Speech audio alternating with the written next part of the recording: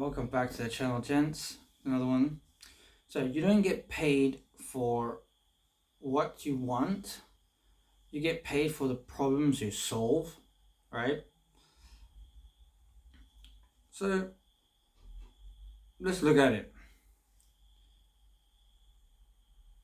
Let's bust this myth. So charge your worth is really bad advice, in my opinion, unless you are delivering something that is of value. So charge your worth is useless if you're not having if you don't have a worthwhile value or problem that you solve, right? If you solve small problems, you can't really charge high price, right? So you gotta the more pain the problem has, the more value you give, so the more you can charge. So a bit of a personal story in this step. I used to live in a very freeing way, let's say. Like, I used to get paid, my money used to go, I'd pay everything that had to get paid, and the rest of it would sit on the counter. Um, and it's just how money works in a sense. And I would give without expecting anything back. So, like, I would go out with friends, I would pay, they would pay. Didn't really matter who paid. We didn't keep track of who paid what.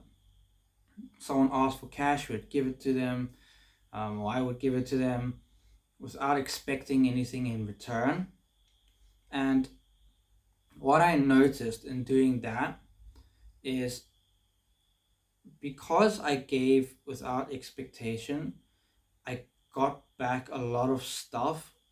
It was unexpected to get back, which was great. Um, it opened a few doors because I was nice to this person and I gave without expecting anything. I helped them in a time of need.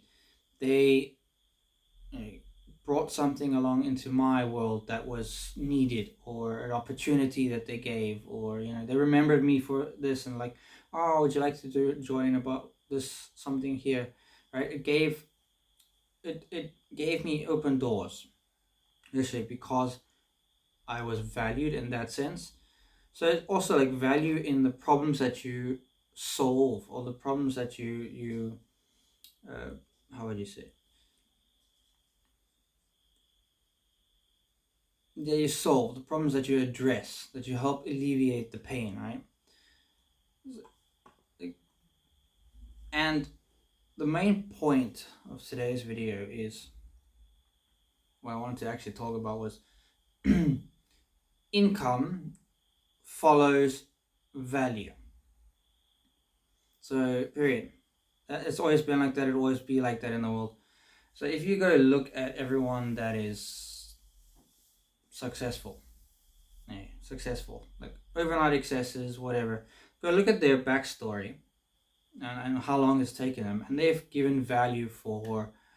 Some people are lucky, some give shorter, but some people give value for 1 year, 2 years, 3 years, and then they will shoot up after that, right? Because they've given enough of the value that the income follows the value, the amount of money you make, right? So, because you want to create more money, so this will follow in the sense. So the breakdown, the three value levers, right? Three things that create value for people, so that you can, because money is a lagging indicator of value. The more value you give, money will come eventually, it will follow. Obviously you can't give things for free all the time and stuff like that. No, I'm not talking about that. So, three valuable value levers that I've got here. The one is, so let's break it down. So number one is solve painful problems. Find pain points in people's lives, even your own, like mine. Find those pain points in your life. Like, I have the leadership, the nice guy, how would I say it? Fitness stuff, you know, wealth creation, all these things that I am trying to fix, or I'm trying to become the person I need to become to fix all these things, right? So I found pain points, the problems in my life, and now I'm addressing them, I'm fixing them, I'm solving the painful problems. And that creates value for people. So you know, you can find in your life, your own life, you can go through it, audit it, and find these problems, right? These painful problems that you want to get rid of. And what happens if you solve these painful problems that everyone is having, and you somehow the second pillar then is to make other people money, save them time, give them energy, right? In those, like, those are the evergreen markets in a sense. So if you can then with those problems solve the problem of making other people money, maybe saving them time, get freeing up time, because time is more precious than money, and that's my opinion, or in most people's opinion. And energy. You know, if you can't do anything with money if you have no energy to do stuff, right? So if you can, then there's number three, and that is become rare or trusted. So the you get paid in the proportion to the difficulty or the pain of the problem, right? So if you can become a really rare or trusted person in these spaces, then you're gonna get more money or whatever, more value. The more value you give, the more trusted you become, and etc. Right? So if you get these three levers right, give it some time, but you will start earning more and start making more money. It will come because value is faster. Value is first, and then the cash will come up.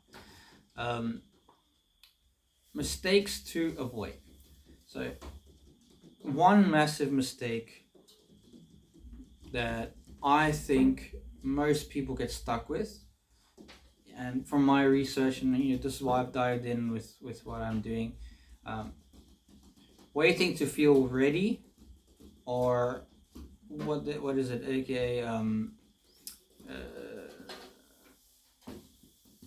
what do you call it? When you're not imposter syndrome. Sorry, I had a bit of a brain situation there. Yeah, imposter syndrome. Most people have that imposter syndrome. They wait till they feel ready before offering something. Whereas I'm of the mindset of just offer it and learn as you go along, but offer it authentically. Don't come along and say, I am an expert. No, be authentic. Like, oh, okay, no, I'm building this now. I'm busy implementing it. You know, would you like to come on board and help me, or like, you know, whatever your offer is. So don't wait for. I mean, you've got the minimal viable offer for who. What companies do this? The sales and stuff have that, you know, the tech companies have the minimal viable option that they release first, and then like during while it's live they get feedback and they adapt it and they fix it and they, you know, update it. Basically what you can do is that just do that. Just get your initial offer first. Get have social media. In my opinion, everyone has to have social media now, for business or for personal brands or whatever. It's just, if you want to make money, that is the way the world is going, or is now. It's such a massive opportunity to get eyes on your stuff. But then you find your offer that you want to do, the thing that you want to do, and then you start, that's it, offering it. Make a small offer, get people in your community or whatever to start participating. They can do it for free. You can do it for a very low cost. Most people will do it for a low cost. You know, tech companies or whatever, they will have these things for very low until it gets to a proper space. Right? So the main point wanted to get to is when you lead with value, like I said, money becomes a lagging indicator. It becomes a byproduct. When you provide such value and you alleviate such massive pains, or any, it doesn't have to be massive, but a big enough pain that people's lives are uncomfortable, that they will come to you to take it away. When you do that, money becomes a byproduct. Automatically, money will flow there, right? You have to obviously become a person that creates value and is valuable. So yeah, that. But yeah, so money is a byproduct of value. Create value first, money will follow.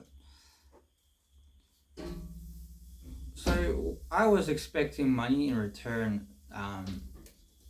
with a lot of things. So my teaching, I was expecting to get a higher salary, higher more opportunities and stuff without putting my full attention in, without giving more value than what I was or what they were expecting. Right? I didn't put in all the effort. I wasn't really trying and stuff. I was in the comfortable zone. And when you're doing stuff like that, everyone notices, and the value is not proportional to your income or to the money that you can make. The more effort I put in, the more money or chances of making money I do have. So the more I help people, I'm using my job in teaching as an example. The more I helped students learn English, the more value I would create, which then would create more students telling other people to come for tutoring or come to my classes or whatever, and it would grow and grow and grow. Eventually you would, but when you're just lackluster, not really intentional with the classes, you're just doing it just to get the cash and get by, and you're not really into it, students pick up on that. People do pick up on that.